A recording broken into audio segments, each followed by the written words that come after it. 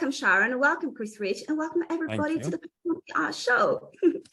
This is so exciting. I am super thrilled, and as I mentioned to Sharon just 2 seconds ago, oh my god, this is such a privilege, guys, because you don't know yet, but we are in the hands of a media and a public relations maven here. I mean, Sharon has done crazy things in her life, in her career, but then in her life as well, because PR, she's excels at it, but it's not the only thing that she's done. So without further ado, I will give the word to you, Sharon. Welcome, welcome. Would you like to briefly introduce yourself, and then we have the full hour to talk about what you've done in your life and what you still want to, achieve in life. Wow.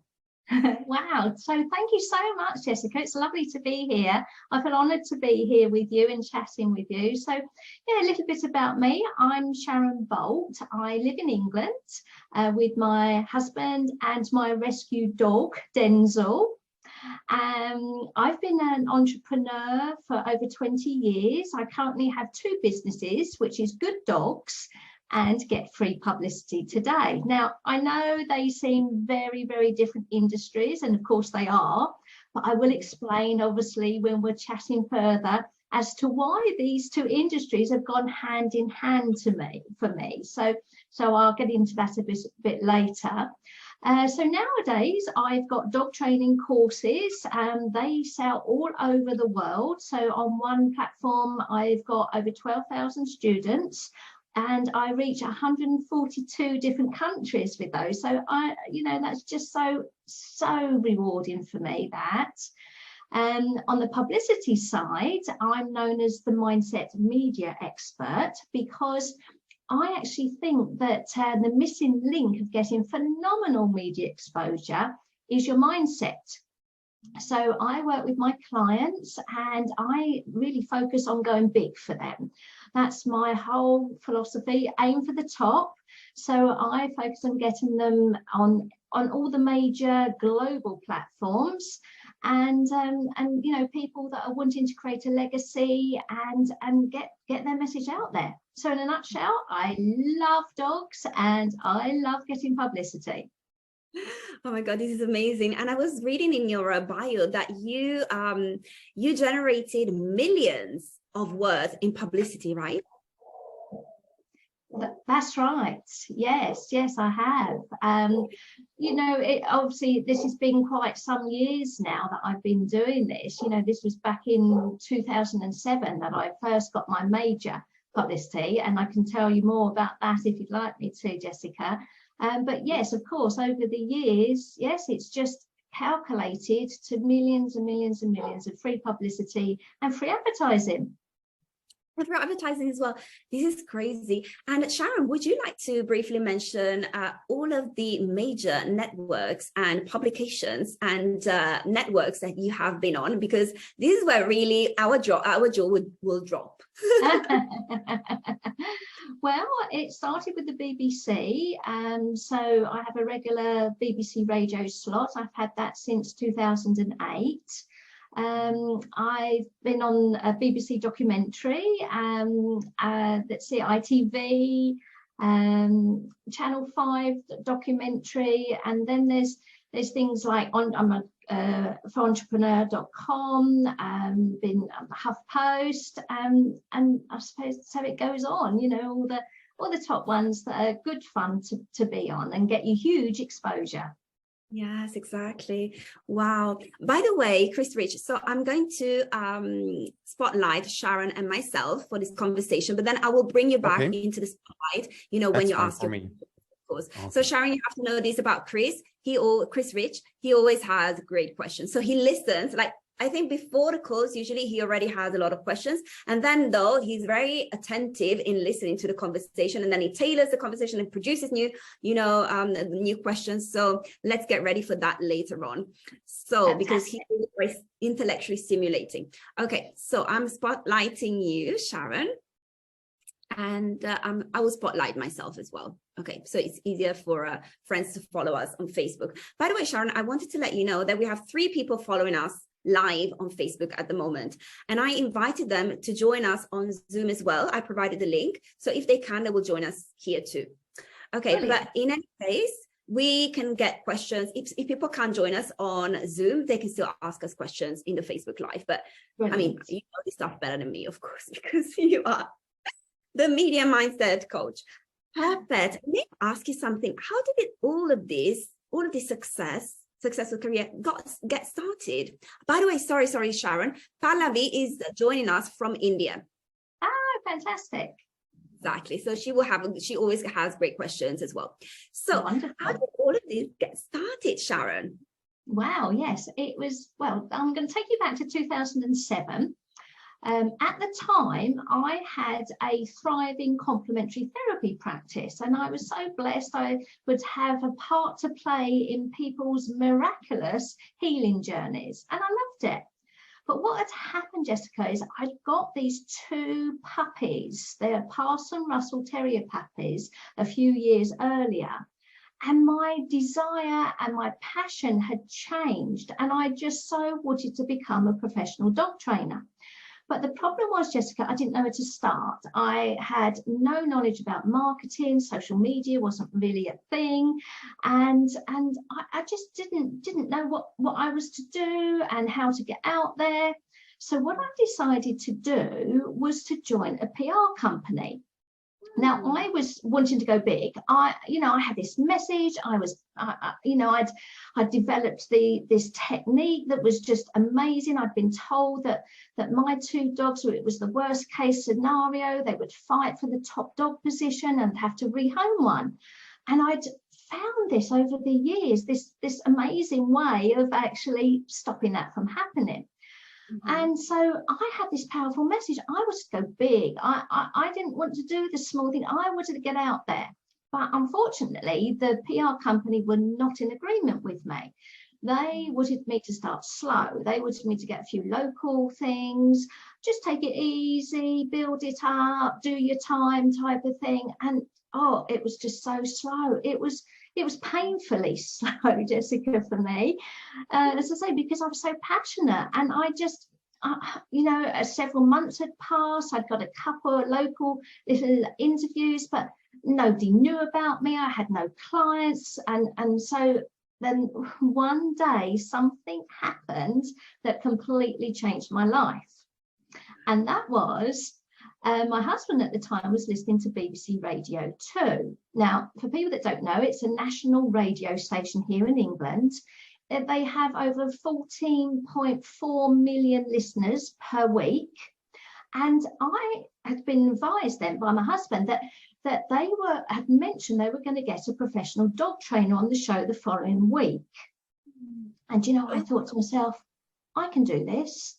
I'm having great results. Now, bearing in mind, Jessica, I had no website, I had no dog training business, I had no subscribers, nobody knew who I was. I'd been doing some dog training consultations for my complementary therapy practice clients, and I was having amazing results with my own dogs. And I just had that belief that I could help them, I could make a difference to the listeners. So what I did is I sat down and I constructed this email. And I knew enough then about PR that I needed to make it about them and not about me. And this is an important part. When you are trying to get publicity, they're not interested about you. I know, we have to get over that because they're really not. They want to know that you can educate, you can entertain and inform their audience and hold a good interview. So anyway, I sent this email off. Nothing happened. So a few days later, I had them talking again. They were going to get somebody again on next week talking about overweight dogs. And what the DJ had said was he referred to them as podgy dogs.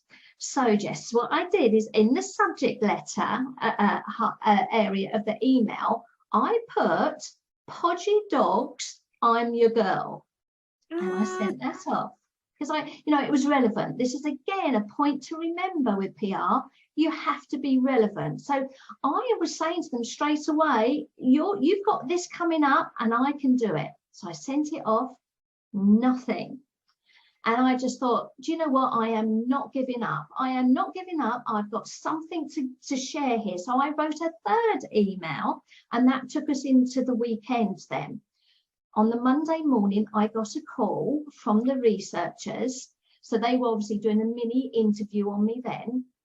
And then after doing this quick chat with them, it was 2 days later, I was sitting on the plush sofa of the London BB studio, talking to millions and millions of people about dog training. And it was just the most amazing thing. I loved it. It went really well. The researchers walked me out of the building after and said it was great and everything. And do you know what? I was high-fiving down the streets of London. I was so excited. But then, Jess, of course, the haters started hating.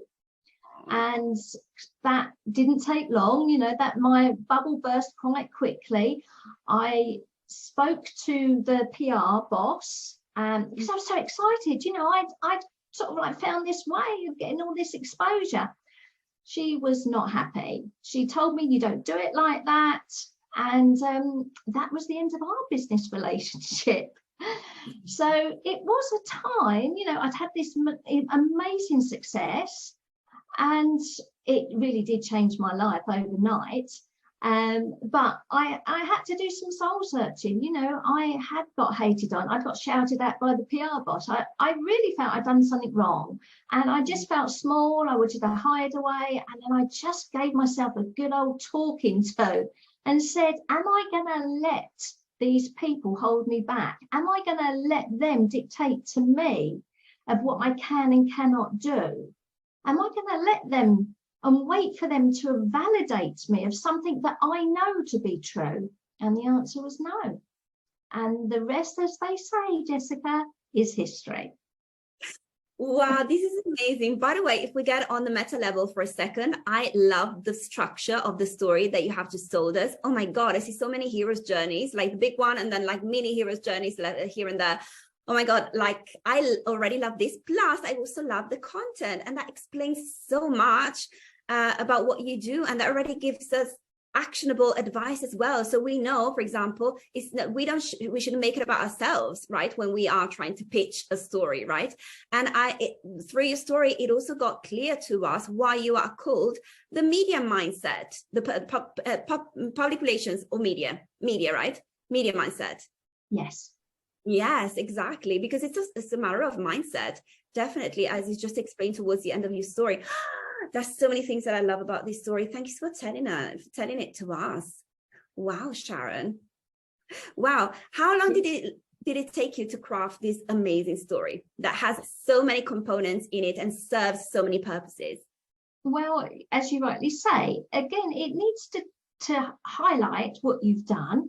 It also, I think, needs to say to people, well, if I can do it, and bearing in mind, Jessica, I had no previous major media exposure, so anyone can do it. If I can do it, it's also to point out to people, you know, I like to inspire people and to let them know it's not this big scary thing that people think it is. Yes, you do need to know. And of course, I've learned tons over the years.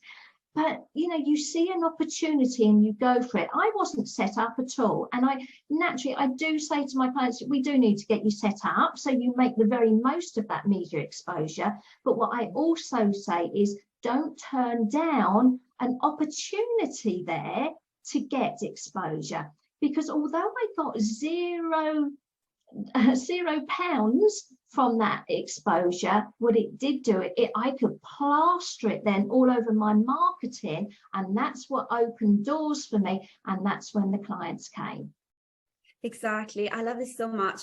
Like when we get media exposure, that is actually not the end of the journey. That is actually kind of the beginning of the journey, because there you can leverage so much. Today with social media, we all have so many channels, so many platforms where we can, leverage the media exposure that we get, and thus get credibility, of course, and establish ourselves as authorities in our field. I love all of this. Wow.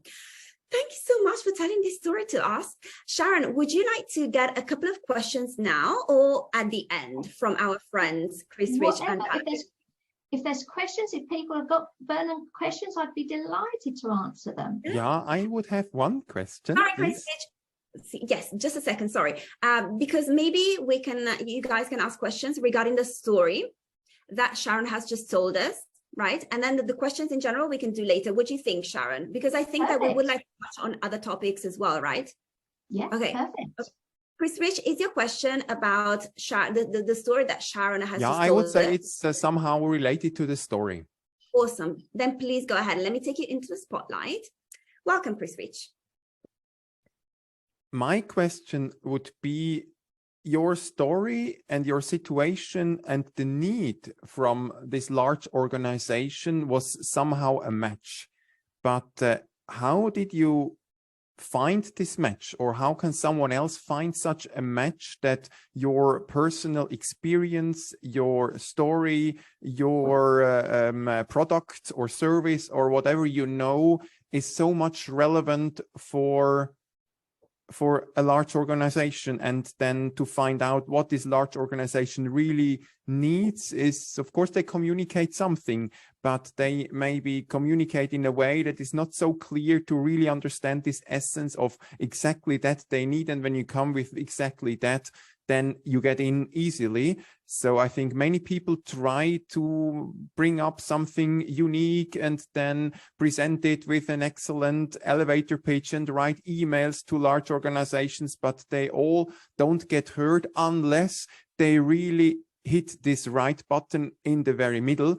Therefore, this was this also a bit of luck, or was there some kind of a process how you could identify their core need? Right, great question. Absolutely. And I'm going to answer it in a couple of ways, because there are different areas to look at from this brilliant question. Firstly, as you rightly said, I was a perfect fit for them. Now, one thing to tell you about journalists, one, they are not these big scary people that people think they are. They are very, very busy people. And yes, if you waste their time, they'll be offish with you. And when you give them what they want, they're very, very nice. They're human. Remember that they are human and they have a job to do. They've got tight deadlines to meet. So it's a very pressurized job for them. They're your best friends when you give them what they want. And even after you've given them what they want, sometimes they don't answer your emails after. So please don't take it personally. That's the big thing to think about here. But yes, I was a perfect match because I was delivering to them what they needed. So this is something that it's called like a form of what was known as newsjacking. Have a look as to what is currently happening in the news. Now, obviously, I'm talking here in the radio, it was what was happening the following week. They needed to find somebody. And I turn up through the emails and I say, I'm your girl. I can do this for your audience. I can entertain them in this way. I can inform them in this way. This is why dogs misbehave. These are the reasons why. This is what I can tell them. So I'm handing them everything on a plate. I'm making their jobs very, very easy. And they love that because they're busy. Now, of course, they're going to check you out. But let me be clear on this. They never once asked me, had I been interviewed in the media before? They never once asked me how long I was a professional dog trainer. I presented myself as a dog training expert. I didn't wait for anyone to tell me that. I claimed that because I saw with my own eyes exactly the results that I was getting on the back of what I was teaching people. I owned that. And I stood up and I was counted for that. So I was very definite in my approach. I told them I was the girl for them. And I went with the same humor of the show. You know, it was, I don't know if you know, it was Chris Evans. He's very, very light-hearted. He's fun. It's to play with words. So I matched the tone of the show. I said to him, Chris, I'm your girl. You've got to get me on your show. Because it matched the tone of the show.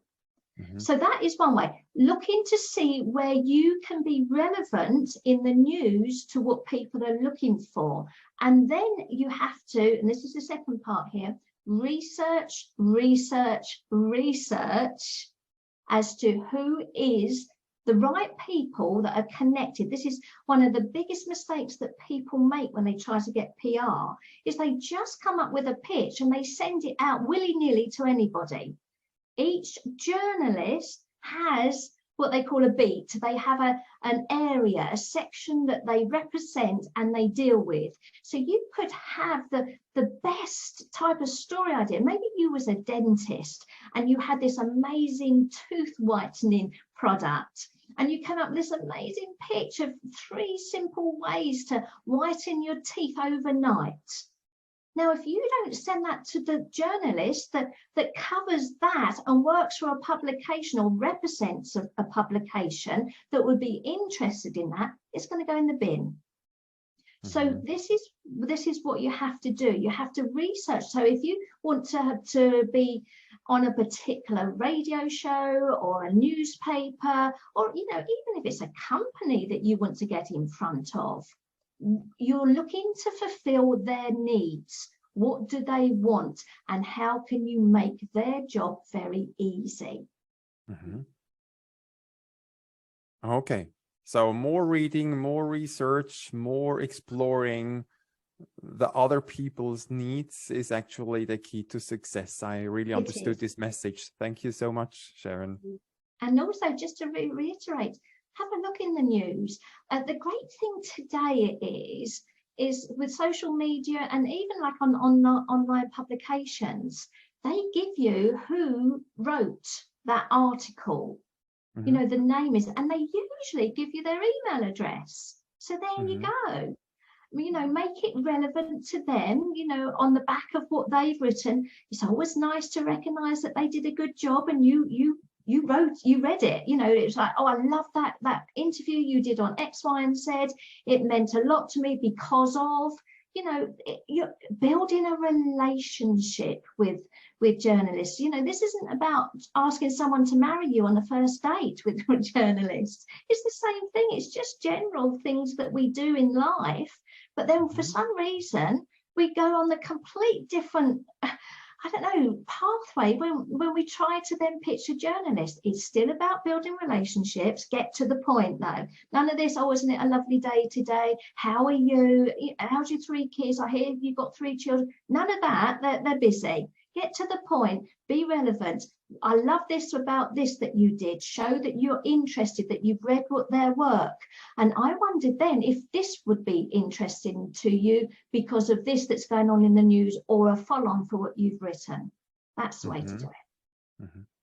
Okay, fine. Thanks a lot. That is awesome.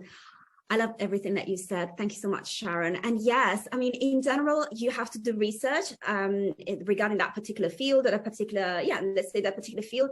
And as you mentioned, it's good to be informed in general as well. You have to know what is actually happening in the news, because maybe you can do some hijacking on a piece of news that is actually not directly related to the field in which you operate, but still you can still make a connection with something that is going on in the world anyway, right? Exactly. I love this. I remember when I did, when I was considering 15 years ago to train as a publicist, my background was actually as a sociolinguist. So, and then I was considering public relations. And back in the days, I mean, 15 years ago, there was not so much information as today, but I was reading a few books and maybe some articles that I found online. And then I got scared. It was an article in Italian, my native language. And it said, oh my God, a publicist needs to read at least 3 newspapers a day and 4 magazines a week. And I was like, oh my God, wow. I love that, because I've been reading magazines and publications since I was a child. This is what I love most, even more than books. But I was like, who has the time for this? And, today, of course, it's much easier with all of the, easy information that we have. We can just open our phone and then everything is in there already. But back in the days, I think that is what was really needed. Like you really needed to go every day and buy newspapers and read them. And then you really needed to be informed about what was going on in the world, right? Yeah. And then how can you fit in to what they're looking for. But you, without doing the research, without doing the reading, and as you say, Jessica, it's online now, so you can see where, oh wow, I do this. You know, for example, say there was something like a divorce, you know, especially if the celebrities have had a divorce, you know, like that with Brad Pitt and Angelina Jolie. You know, that is when the journalists are just looking for any type of relevant ideas, story ideas about divorce. But it comes off things like, how does divorce affect children? So if you are a parenting expert, you've got a link in there. You know, also, how does it affect you mentally? So the mindset experts have got a link in there. You know, from one story idea, you've got all these angles, and that's when, you know, when that hits, and the bigger the news story, the more and the longer it's being looked at. But you have to get creative. You've got to see how can you get your business connected and linked in to that story, and that's when you're going to get success. Yes, totally. And Sharon, thank you so much for mentioning the word angle, because it's my favorite word, and I think it's one of the favorite words of every publicist, right? It's a magic word, angle. That's awesome. Thank you so much, Chris Rich. I will bring, if you're fine with that, Sharon, I will bring Pallavi into the spotlight for a second before we continue our conversation. Pallavi, welcome. Hi. Hi. I know that you. I joined midway, so I'll have my questions at the end. Do you prefer having your questions at the end, because maybe you weren't able to follow the entire story that Sharon told us, right? Okay.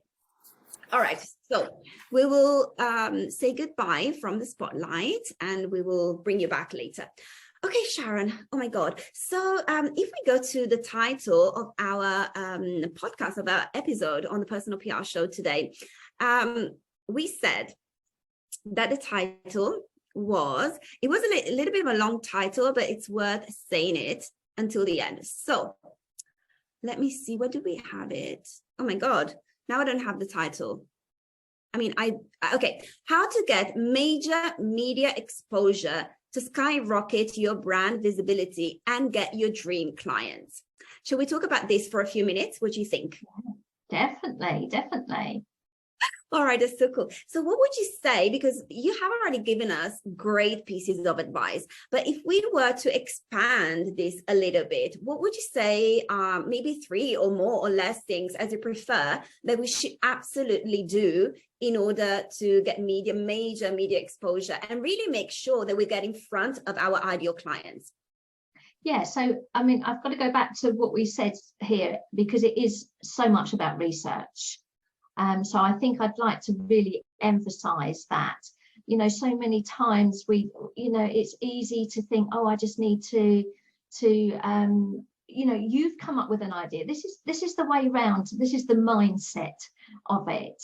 Instead of you coming up with a story idea and then trying to make it fit that publication or show or wherever it is you want to be a guest on, you look and see what they look for, and then you fit in with what they like. So for example, when I was trying to become a regular contributor for entrepreneur.com, I read through how their formats were, what angles they liked.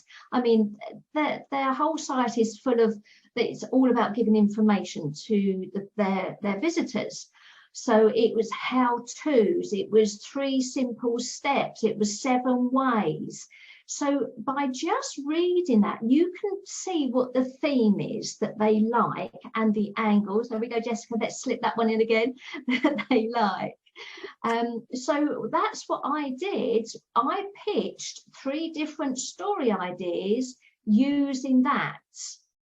And I wasn't accepted straight away. Now, you can now pay to become a contributor to entrepreneur.com nowadays, but this was before that was available, and you know, they were getting thousands upon thousands of people wanting to become contributors. So it was, you know, highly competitive. And the first time I sent off, they turned me down, and I think I went back with another 3 suggestions. No, none of those hit it for them. And then I finally got on the third one where they said, yeah, let's go with that one. And once you then become a contributor, you can do, you are for life. And obviously, unless you break any rules. So let me reiterate that again, Jessica. It is research, research, research. You have to do that. That is the first step. The other thing that I like to do is get clear on what you want. I mean, obviously, yes, we have to think about them when we're pitching, but first of all, you need to be clear on what you want. So there's a couple of areas to look at there. One, do you want credibility? Because some of the big shows, like, you get BBC, the BBC having that on my, plastered all over my website, all over my marketing, that alone opened doors for me, huge credibility. So do you want credibility, or do you want to make money? Are you in your business where you think, I just need some cash flow at the moment? And I'll explain this further. The thing there are some times that you can get both, of course. You get credibility, visibility, authority, that goes hand in hand with some of the big shows. BBC, ITV in the UK, the top websites, blog sites, entrepreneur.com, Channel 5 here, that is going to give you credibility, authority. You're going to be looked at in that way because you can then put that on your website and your marketing. But let me tell you this. I've had a regular slot on BBC Radio since 2008. Now, that is fantastic. However, it is also a diverse market because not everybody is interested in what I'm talking about. So there's a smaller percentage of people that could be my target market. It's huge. I've had clients from that. I'm not disputing that because obviously it's been a long-term thing for me. But it's not a captured audience. It's not my direct audience. It is diverse. But for me to be able to say that I have a regular slot on BBC, huge credibility. So that's why I would recommend that. But it doesn't tick both boxes. I mean, every time I appear on the show, I don't get people ringing me up or emails or subscribers. But then I do on occasions, and obviously more and more so because it's a regular slot. Now, on the other side of things, and this is what I'm saying, is do you want to have more of a cash flow at this time? That is where it would be, and I love podcast shows. I love it. I love doing this type of thing. It is a target audience. People who are going to listen to me talk here are interested in some shape or form. It might not be right now. It could be right now. It might be long term in the future. They might just be inquisitive. They might be ready now to find just the right person to represent them. So, but it is a captured audience. These are the people that would be listening to this show that I'm doing now. Now, it's not going to be millions of people like it is for the BBC, but it is a specified direct target audience. So that's the type of thing, and to do different campaigns is good to do as well. But to get clear, what do you want to do right now? Do you want that major authority and credibility, or do you want some cash flow? And as I say, sometimes you can overlap and get millions of listeners, and also it's your target audience, but more commonly it's more diverse. Yes. Does that make sense, Jessica? Oh my God, it makes so much sense. This is amazing. And I love the way, how the simple way you explain this, because there are many nuances and so on, but you really boiled it down to two elements that we need to consider, and the pros and cons of each one of them, and the combinations that are possible as well. Sometimes it's either or, sometimes it's the two of them together, and you can tick both boxes. It's so clear. It's just that, like, your content is super high level, but the way that you expose it as well is so clear, which is great also in the media, right? Because we have to be able to explain complex concepts in clear terms. Oh my God, even publicists have so much to learn from you. Oh, thank you. It's amazing. Yeah. That was point number 2, right? Yeah. I would go on to that, Jessica, and say that that's a good point, though. You have to be able to explain to a journalist what you're saying. Journalists aren't experts in their field. They're an expert at finding experts. That's their job. They need to find people who can make them look good, that can give them an easy life, that can tick their brief and their boxes, that can get them on the front page of the publication, that can get their editors and producers and bosses to say, wow, great job. That's what they're looking for. And when you can do that for them, you're going to be in their little black book, and they're going to come back to you time and time again. And there is like it does work like that. It's like that snowball effect. You start getting some good interviews, and you start getting your name in the journalists' environment, they recommend you. And then what happens is and that's what happens to me. It's so lovely. I get emails, I get calls. Oh, can you answer these questions for us? Oh, can you come on this show? Can you, it's that type of thing. It becomes easy. So yes, you've got to remember, no jargon to them. No fancy words. Again, forget this about journalists and how we have this whole thing with them that, they're these people that are out of reach. They're human beings, and they just want simple, clear, concise communication. That's what they want. Absolutely. Wow. And to add on this point, Sharon, how important, I think you have already touched on it, but I'm going to ask you the question, let's say in clearer terms, because it is one of my favorite topics, and I think it's very conducive to publicity. How important is networking in this field?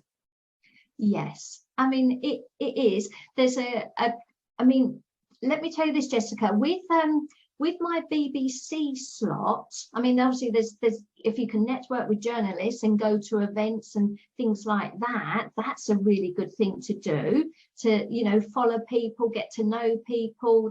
That's a great form of networking with journalists, as well as networking with others. And as I was going on to say, with my BBC radio slot, that was on the back of a networking event that I would regularly attend. And it was a breakfast networking meeting, and there was a freelance journalist there that was a visitor, and of course we spoke, and the next thing he was working for the BBC, he invited me as a guest on his show. It went from there. The producers then said, oh, would you do a regular slot? So yeah, networking is very important. Absolutely. Oh my God, I love this. Thank you so much. Wow, Sharon, amazing. Is there anything that you would like to add right now, or can we go into the questions? And then after the questions, of course, we can still talk, you and I. You get to shape this conversation the way that you prefer. I'm at your service. Oh, lovely. Thank you, Jessica. Well, I want it to be beneficial for people that are watching. So if we have questions, I'd prefer to answer those to make sure I'm giving them the content that they need, rather than me thinking what they might need. Thank you, Sharon. That's why I thought let's bring Pallavi into the spotlight, because she mentioned a few minutes ago that she does have a few questions. And I know that Pallavi is very ambitious. Like, for example, I know that her dream is to get featured on Forbes, or to be a contributor for Forbes. So Pallavi, is this what your first question is about? Yeah, hi Sharon. My name is Pallavi. Thank you, Jessica, for the lovely introduction. Yeah, I have been, after these publications, I mean, how to get in, or how to, have my article published. But before that, my question was, you mentioned something like what these publishers or what these journalists are looking for. We have to figure out what they are looking for. So, for example, I'm in the energy healing space, and what kind of article do I write, or how do I write in so that, there's a match? So that was my very, briefly, if I can put it across. Yeah, certainly. And yeah, I'm going to give you a really good tip on this. If you look on Twitter, now I know for us as business owners, we don't tend to focus so much on Twitter. We're all about Facebook or LinkedIn and that type of thing. But Twitter is the most favorite place for journalists. So the thing to do is, if you go on to Twitter and just do a search for Forbes contributors, and then start reading their tweets. Now, I mean, not everyone's going to be busy on Twitter, but again, this will be your research. You'll find the ones that are. I would first start at looking at the Forbes website, though, and just see what one, or there might be a few people that the contributors that actually cover specifically the type of areas that you work in. So once you've got their name, I would then look on Twitter to see, and they often will say on their bio where they are. They might be on LinkedIn, they might be on Twitter. Read their articles, read what they're posting, so that you get a feel for what they're looking at. So that when you pitch them, you can then, you've got their theme. Do you remember when I was saying about the entrepreneur.com? I got their theme of what they were looking for, and that was because I read numerous articles. I saw what was a commonalities for them, you know, the 3 simple steps. That's not going to be the same for everybody. So find first your contributor or a few that you can pitch. Get a feel for the type of articles they write. Now, as a contributor, they've got a responsibility, and I think it does change from time to time, but at one stage I think they had to write at least 1 article a week. I say that might have changed now, but it's a lot. And, you know, these are also business owners. So, you know, they're busy people. So they have their own Forbes contributors that are paid and employed by Forbes, but there are just regular business owners that are contributors. So have a look at some of those, research these people, look on Twitter. What are they posting? You know, what are they interested in? So that you've really got to know this person, so that when you do pitch, and I'm going to take it back a little bit because there's something else that I want to tell you to do first, is that when they then write their articles, you're following them now, you're getting alerted and notified when they're writing an article. Read it, comment, like, share, because of course they will get to know who you are. Now, I'm not saying to do it in a bizarre way where you have to be interested. It has to be real. They'll see through it if it's not real. So, you know, make it relevant. But if you are regularly liking their posts, sharing their posts, commenting on their posts, whatever platform it is, that's when you do pitch and you've got to know about them, that they think, oh yes, I remember this name, I see it a lot. Oh yeah, they're very supportive. So that's going to give more of a built-in relationship before you even start. Yeah, it's like do something before you ask. Do something for them. That's it. Perfect. That's the motto. What can I do for them rather than what can they do for me? Now, of course, we are going to do for us. We're going to pick the ones the platforms we want. Of course, we are going to do that. But when it comes to getting the media exposure, what can I do for them? Not what can they do for me? Interesting. You also mentioned about if it is for the first time versus you have been regularly contributing. For your case, you've been getting back to back because you have contributed already. But for a first timer, I know you covered that a bit under credentials. So for a first timer, is it the how high or how relevant the article is? What matters for a first timer? Yeah, great question. It's what is relevant is what they're looking for now. Okay. So when I had my first major interview on BBC Radio, they were looking for a dog training expert. So I was relevant. I never put in that pitch anything about me, nothing. I had nothing to sell. I had no selling point.